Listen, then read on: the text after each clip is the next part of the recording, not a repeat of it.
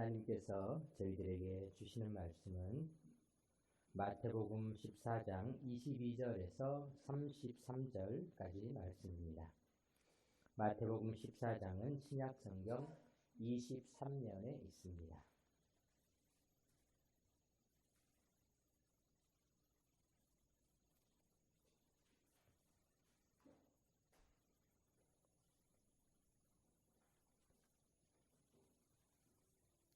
하나님의 말씀을 교독으로 봉독하겠습니다. 예수께서 즉시 제자들을 재촉하사 자기가 무리를 보내는 동안에 배를 타고 앞서 건너편으로 가게 하시고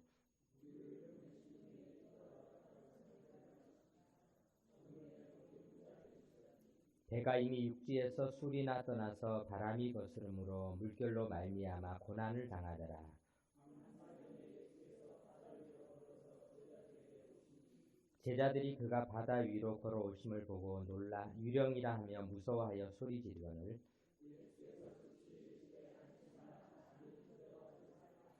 베드로가 대답하여 이르되 주여 만일 주님이시거든 나를 명하사 물 위로 오라 하소서 하니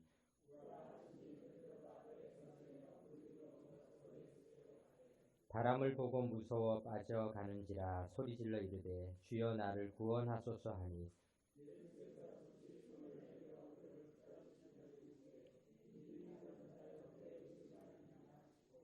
배에 함께 오름에 바람이 그치는지라.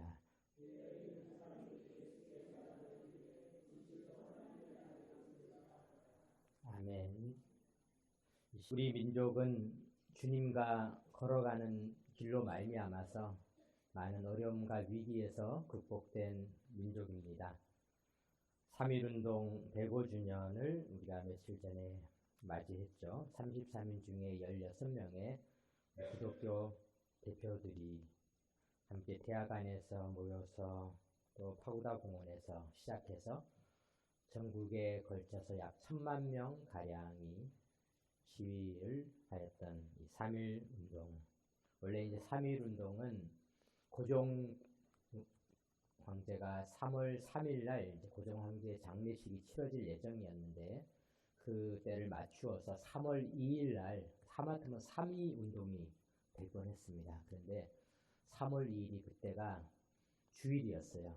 그래서 기독교 대표들이 많았고 이런 것을 감안을 해서 하루를 더 앞당겨서 3월 1일 날 3.1운동을 시작하게 되었던 것입니다. 3.1운동의 결과 전국에 많은 희생이 있었지만 교회도 47개가 불타는 이런 아주 큰 그런 피해를 입었지만은 결국 그 피해들이 우리 민족을 오늘날까지 이렇게 지켜준 아주 놀라운 출발점이 되었으며 또 하나님께서 우리 민족과 함께 하신다는 것을 드러내는 그런 놀라운 사건이었습니다. 오늘 우리가 이제 3.1절이 한 이틀 지났지만은 예배드리는 옆에 있는 분들과 인사를 나눌 때 우리 대한민국을 사랑합시다 이렇게 한번 인사를 나누겠습니다. 대한민국을 사랑합시다.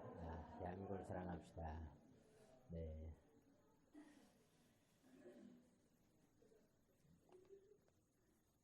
대한민국을 사랑하는 것이 굉장히 행복한 일이신가 봐요. 네. 모두가 다 이렇게 또 즐겁게 인사를 나누셔서 감사드립니다. 토끼풀이라고 불리우는 클로버는 특별히 네잎 클로버는 행운의 상징입니다. 19세기 초에 세계를 호령하던 나폴레옹이 어느 날 길을 가다가 클로버가 잔뜩 자란 숲길을 걸어가다가 우연히 네잎 클로버를 발견을 해서 고개를 숙이는 찰나에 총알이 지나갔습니다. 그래서 목숨을 건진 이후부터 네잎 클로버의 꽃말은 행운으로 불리게 되었다. 이런 이야기가 있습니다. 그런데 사실 네잎 클로버는 행운이지만은 세잎 클로버의 꽃말은 행복입니다. 그래서 어느 수필가는 그렇게 글을 썼습니다. 행운을 찾기 위해서 행복을 짓밟고 있다. 즉 네잎 클로버를 찾으려고 이곳저곳을 발로 디디느라 세잎 클로버들을 발로 밟으며 네잎 클로버를 찾고 있는 거죠. 행운을 찾기 위해서 행복을 발로 밟고 있다. 참 그 표현을 보면서 우리 인생을 잘 드러내고 있는 표현이 아닌가 생각됩니다. 사람들은 우리 인생을 다 행복하기를 원하고 있는데 그런데 실제로는 사람들은 행운을 찾아서 따라다니고 있습니다. 내 주변에 얼마든지 행복이 많이 있는데 일상의 행복들이 많이 있죠. 그래서 요즘은 다시 일상의 행복을 발견하면서 찾기 위해서 소확행 맞나요? 이런 것들을 찾아냅니다. 소소한 내 일상 속에 작은 행복들을 찾는 그런 삶을 살아가고 있습니다. 우리 인생이 이렇게 늘 행복하면 좋겠는데 소확행이 늘 일어나면 좋겠는데 그런데 우리가 인생을 살아가면서 때로는 우리가 의도치 않았던 어려움들과 불행들이 다가오게 되는 것을 보게 됩니다. 오늘 본문은 항해를 하던 예수님의 제자들이 큰 풍랑을 만난 사건을 기록하고 있습니다. 인생은 어떻게 보면은 항해와 같다라고 이야기를 할 수가 있죠. 우리가 인생을 살아가면서 시편 107편에도 보면은 배들을 바다에 띄우며 큰 물에서 일을 하는 자는 여호와께서 행하신 일들과 그의 기이한 일들을 깊은 바다에서 보나니 이러면서 인생을 깊은 바다를 항해하는 배를 인생으로 보기도 합니다. 우리나라에도 인생을 배를 타는 것으로 비유한 시들이 많이 있습니다. 그래서 우리 모두는 주님께서 소원의 항구로 우리를 인도해 주시기를 간절히 원하고 있는데 그런데 사실 우리가 이 인생을 항해라고 비유하는 데는 참 여러 가지 면에 합당한 부분들이 많이 있습니다. 노를 아무리 잘 젓는다고 해도 또 배를 아무리 잘 준비한다고 해도 풍랑이 있는 것은 막을 수가 없습니다.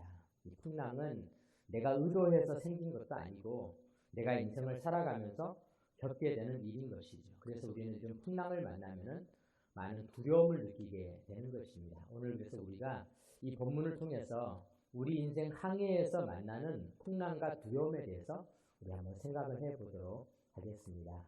사람들에게 있어서 두려움은 시시각각으로 변해지고 있습니다. 옛날에 우리가 두려워했던 두려움들이 있죠. 그런데 지금은 사람들이 두려움들이 조금 더 바뀌어지고 있는 것 같습니다. 저도 어렸을 적에 화장실이 집 안에 있는 것이 소원이었습니다. 다른 집에 놀러 갔더니 집 안에 화장실이 있더라고요.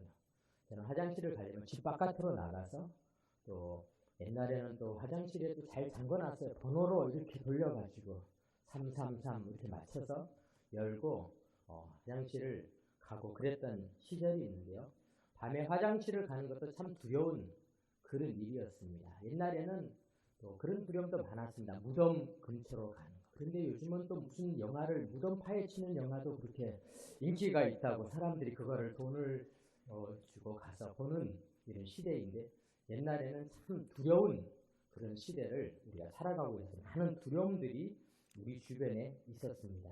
그런데 세월이 지나면서 두려움들이 바뀌어진 것 같지만 여전히 우리 인생에도 두려운 일들이 많이 일어나고 있는 것을 보게 됩니다.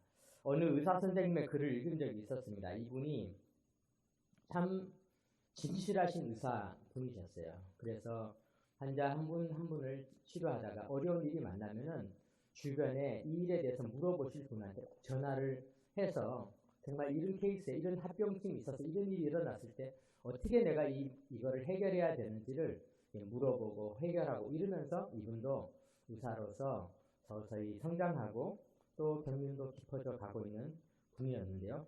그분이 쓴 글에 이런 글이 있었습니다. 그가 이렇게 수십 년을 세월을 보내다가 어느 날 또 너무나 어려운 그런 케이스의 환자를 만나게 되었다는 거예요. 그래서 그 케이스를 어떻게 해결할까? 그래서 여기저기 전화를 했다는 것입니다. 그래서 이 부분에 대해서 누구한테 물어봐야 되냐? 누구를 찾아야 되냐?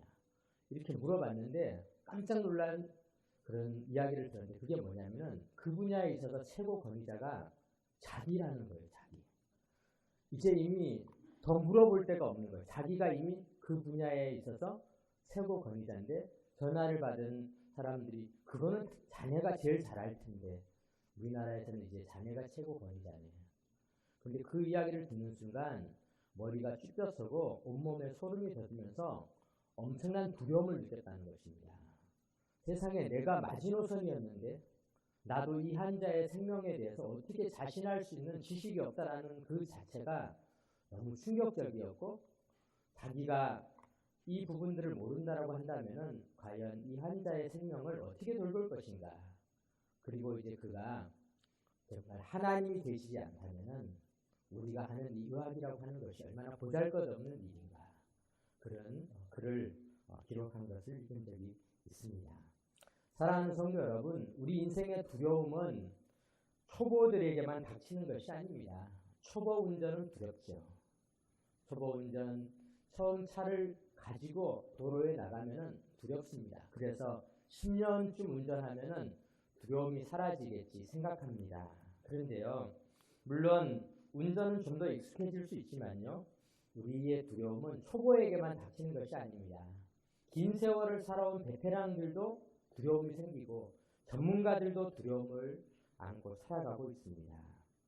그래서 오늘 우리들은 이 두려움이라고 하는 것은 우리 모두에게 다 해당되는 일이고, 우리도 인생을 살아가면서 이 두려움의 문제를 해결하기가 참 쉽지 않다라는 것을 생각하시기 바랍니다. 우리가 이제 오늘 본문을 보면서 결론은 아주 너무나 쉽습니다. 왜 두려움을 느끼게 되었는가? 32절 우리 한번 보겠습니다. 32절 말씀 같이 한번 읽어보겠습니다. 32절 시작. 네, 아주 짧은 구절이죠. 배에 함께 오름에 바람이 그치는지라. 누가 함께 오르셨습니까? 예수님. 예수님이 배에 오르시면서 문제가 해결되었다. 사실 오늘 설교 말씀 아주 간단한 것입니다. 예수님이 함께 하시면은 우리의 두려움이 끝난다라는 것을 보여주고 있습니다. 오늘 이 광풍을 만난 제자들은 어떻게 보면은요, 꽤 전문가들이었습니다. 예수님에게 부름을 받기 전 제자들의 직업을 살펴보면요, 물론 세리 출신이었던 마태도 있었고요, 또 도마와 같이 예수님과 같이 이 목수이면서도 건축을 했던 그런 제자들도 있었지만은 나머지 대부분의 제자들, 수제자라고 하는 베드로나 또 안드레, 야고보, 요한 이런 제자들은 대부분 바다에서 잔뼈가 굵었던 사람들입니다. 항해하고 배를 타고 이동하는 문제는 그 어느 누구보다도 자신 있었던 자들이었습니다. 그런데 그들에게도 위기가 다가왔다는 것입니다. 그런데 이 세상 사람들은 생각합니다. 내가 더 공부하고 더 전문가가 되고 더 노력하고 내가 훨씬 더 열심히 살아가고 바르게 살아가고 이렇게 한다면은 두려움은 사라지겠지, 위기는 사라지겠지. 우리는 그렇게 생각하는데요. 그렇게 생각하다 보니까 우리는 위기가 닥쳤을 때 자기 자신을 자꾸 탓하게 됩니다. 내가 더 공부할 걸, 내가 더 노력할 걸, 내가 더 신중하게 선택할 걸, 내가 더 어떻게 할 걸. 그런데요, 우리가 오늘은 좀 다른 시각을 가져볼 필요가 있다는 것입니다. 이것은 내가 어떻게 더 노력했다 못했다의 문제도 아닙니다. 이것은 어떻게 보면 내가 더 전문가가 되었다 되지 못했다의 문제도 아닙니다. 내 가정과 내 삶의 자리와 내 직장과 사람들과의 관계와 또 국가에 닥치는 여러 가지 위기들 중에서는 그것이 누구의 잘잘못을 따질 문제가 아닌, 내 잘못도 아니요, 누군가의 탓도 아니요, 그 많은 문제들 중에서는 우리가 그런 시각을 잠시 벗어나서 이것은 예수님이 이 배에 계신가, 그렇지 않은가, 이렇게 우리가 시각을 바꾸어서 볼 필요가 있다는 것입니다. 내 인생 항해에서, 우리 가정에, 우리 국가에, 우리의 삶의 자리, 내 직업, 내 살아가는 모든 생활 방식 속에서 예수님이 주인으로 계시는가, 예수님이 타고 계시는가 아닌가, 이것이 훨씬 더 우리가 따져보고 생각해 보아야 할 문제지, 내가 노력을 더 할 걸, 누가 노력을 더 안 해서 이런 문제가 아니라는 것이죠. 사랑하는 성도 여러분, 예수님의 제자들이 뱃사람으로서는 다 전문가들이었다고 하지 않았습니까? 예수님보다 훨씬 전문가들이었어요. 예수님은 목수였는데 이들은 어부들이었잖아요. 그런데 어부들이 아무리 노력을 한다고 해서 풍랑이 생기거나 생기지 않거나 하는 것은 아닙니다. 풍랑은 우리가 인생을 항해하면서 아주 수준 높은 뱃사람이든 초보자이든 간에 누구나 만날 수밖에 없는 일인 것이죠. 그래서 우리가 꼭 생각해 보아야 할 것은 예수님이 계시는가 계시지 않는가. 오늘 본문 32절 아까 우리가 읽었던 것처럼 배에 함께 오름에 바람이 그치는지라 라는 이 구절 속에서는 우리가 바로 그 의미를 발견해야 한다는 것입니다. 우리 주님이 우리 인생의 주인이 되어 주시옵소서, 우리 인생의 항해의 주인이 되어 주시옵소서, 이런 고백이 있다면은 오늘 우리가 이 말씀을 바르게 이해하는 것이다 라고 할 수가 있습니다. 그런데 우리는 인생을 살아가면서 주님과 동행한다라고 생각하고 우리가 이렇게 주일에 예배를 드리기도 하고 또 우리가 때때로 주의 말씀을 듣고 신앙생활을 하지만은 그런데 때때로 우리는 주님이 안 계신 것을 느낄 때가 있습니다. 이 제자들도 마찬가지죠. 예수님과 동고동락하던 자들이었는데요. 예수님께서 이들을 잠시 떠났습니다. 본문 22절 한번 보겠습니다. 예수께서 즉시 제자들을 재촉하사 자기가 무리를 보내는 동안에 배를 타고 앞서 건너편으로 가게 하시고 23절 무리를 보내신 후에 기도하러 따로 산에 올라가시니라. 저물매 거기 혼자 계시더니 배가 이미 육지에서 술이나 떠나서 바람이 거스름으로 물결로 말미암아 고난을 당하더라.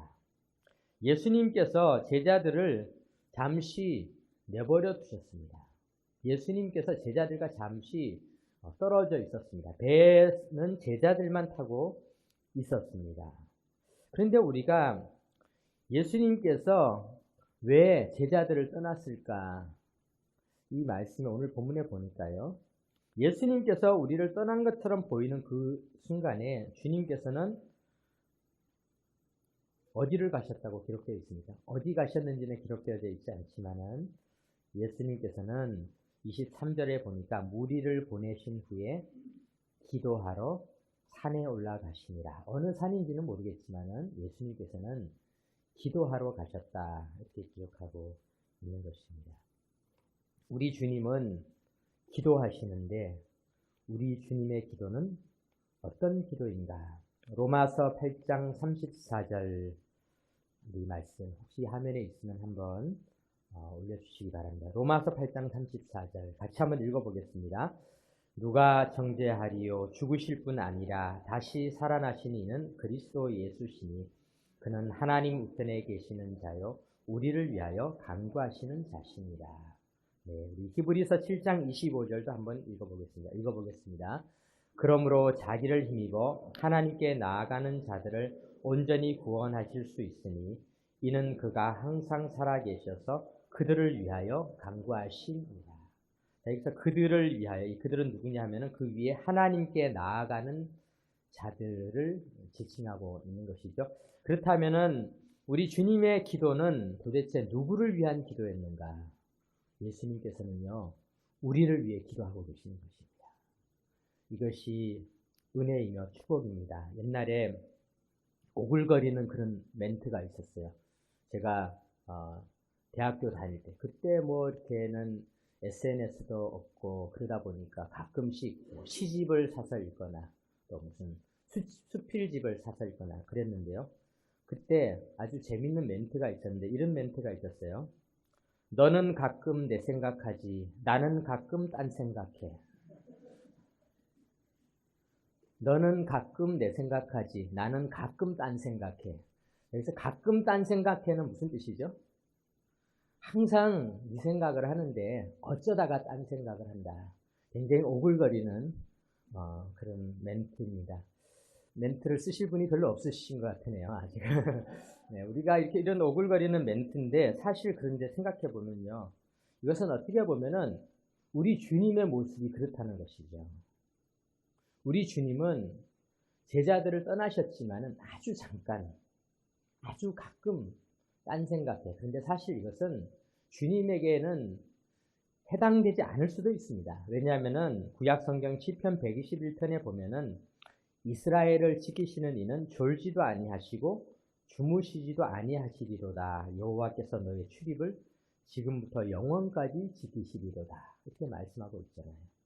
시편에도 보면은 시편 17편에 나를 눈동자같이 지키시고 주의 날개 그늘 아래 감추사. 눈동자를 지키는 것처럼 우리를 지켜주신다. 눈동자는 이 눈꺼풀이 얼마나 철저하게 지키는지 모릅니다. 반사신경이라는 게 있어서 어디서 뭐 하나가 날라오면은 나도 모르게 벌써 눈꺼풀이 내 눈동자를 지켜버리고 있어요. 이것이 이제 우리 주님께서 우리를 지켜주시는 그런 모습입니다. 이사야 46장 3절에 보면은 야곱의 집이여 이스라엘 집에 남은 모든 자여 내게 들을지어다. 배에서 태어남으로부터 내게 안겼고 태에서 남으로부터 내게 업힌 너희여 너희가 노년에 이르기까지 내가 그리하겠고 백발이 되기까지 내가 너희를 품을 것이라. 내가 지었은즉 내가 업을 것이요 내가 품고 구하여 내리라.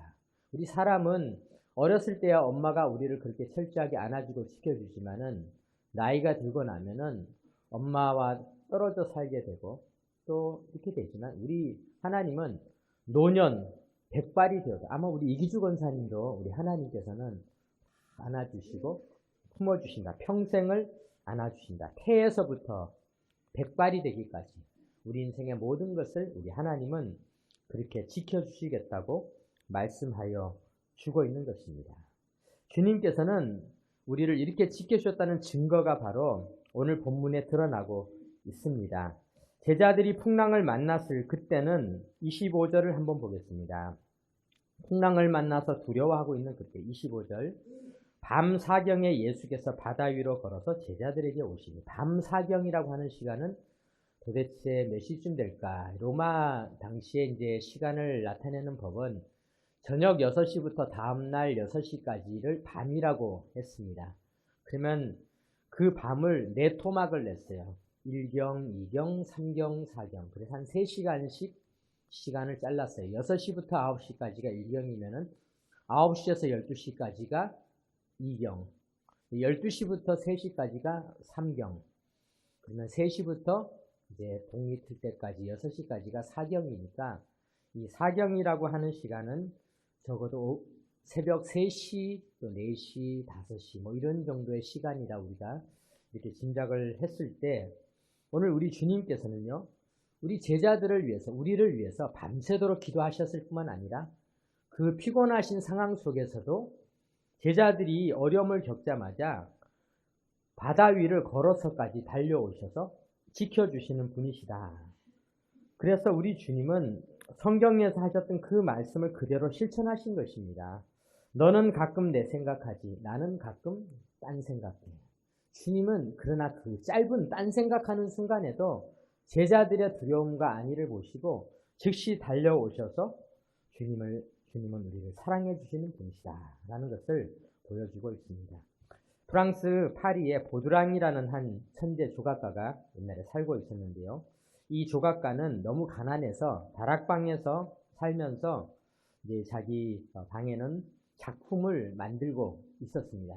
근데 이 작품이 이렇게 점토에 물을 섞어가지고 만드는 그런 작품이다 보니까 날씨가 추워졌어요.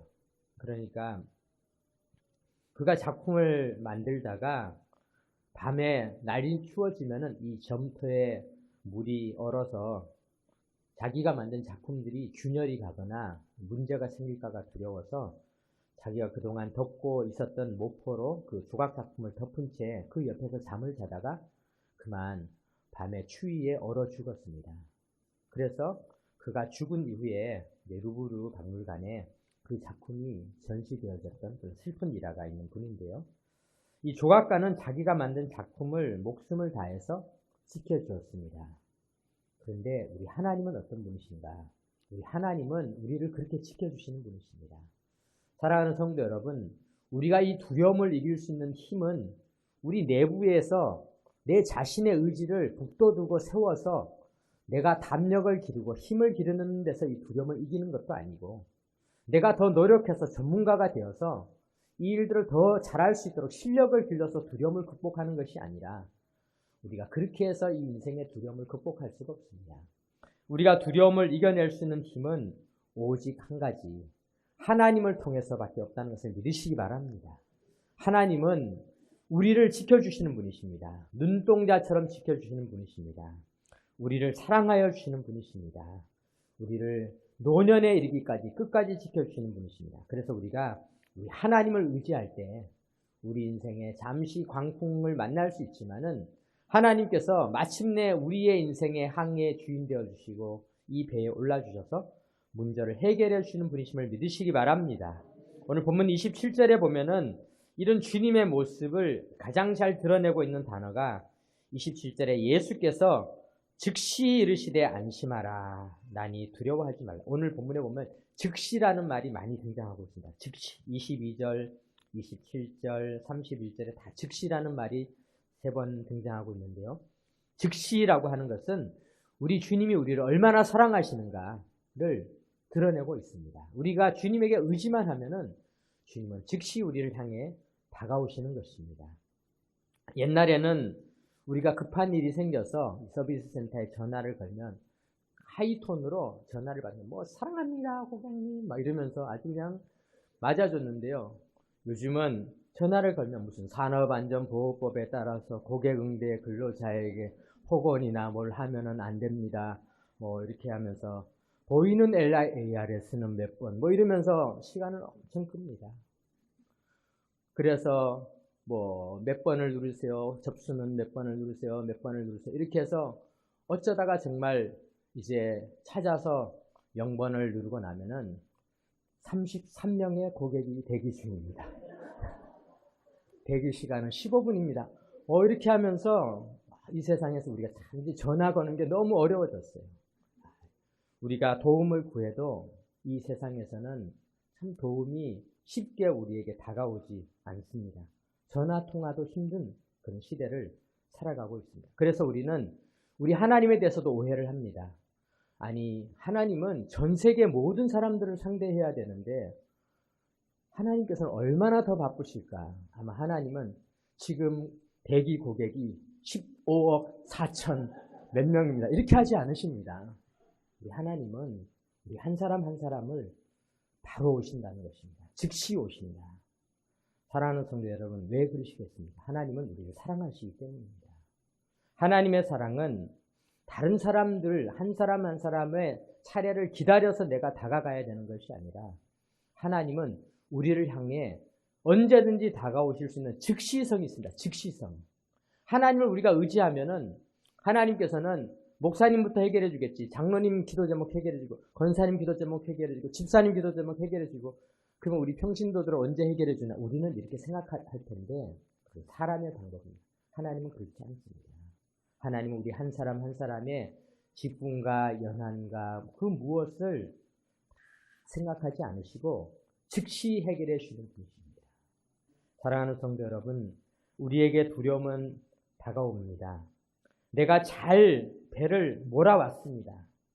우리 가정이라고 하는 배를, 내 직장에서의 생활을, 나의 경제 생활을, 나의 관계를, 그 어떤 배든지 내가 그동안 잘 운행해 왔지만은, 그러나 우리는 언젠가는 두려움을 맞이하게 되어 있습니다.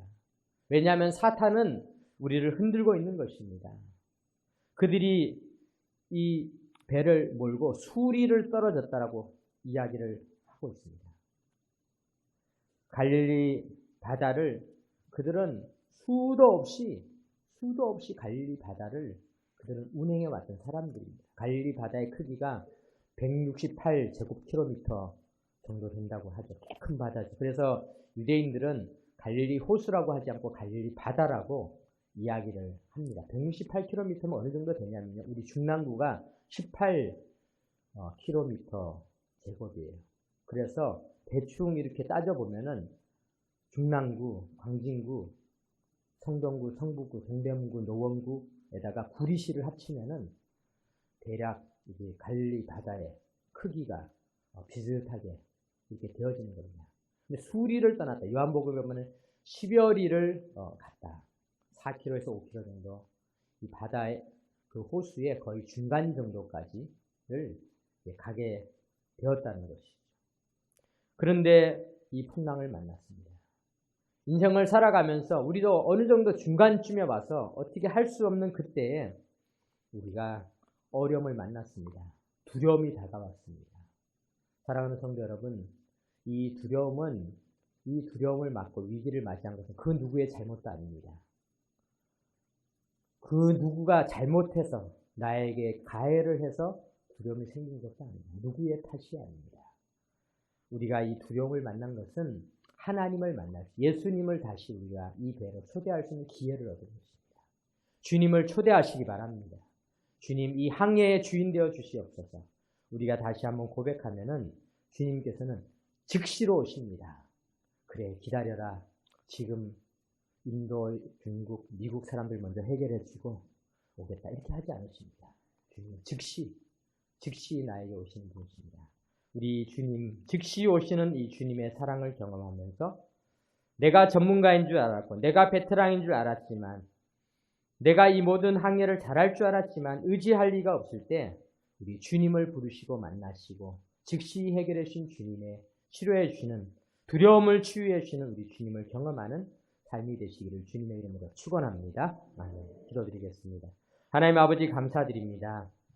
주님께서는 우리 인생의 주인 되어 주시고 치료해 주시는 분이심을 믿습니다. 우리의 두려움도 치유해 주시는 분이십니다. 주님, 우리 인생의 배에 주인 되어 주시고 내 삶의 모든 자리에 주인 되어 주셔서 우리가 강풍을 만났지만 넉넉히 이겨내게 하여 주옵소서. 우리 주 예수 그리스도의 이름으로 기도드립니다.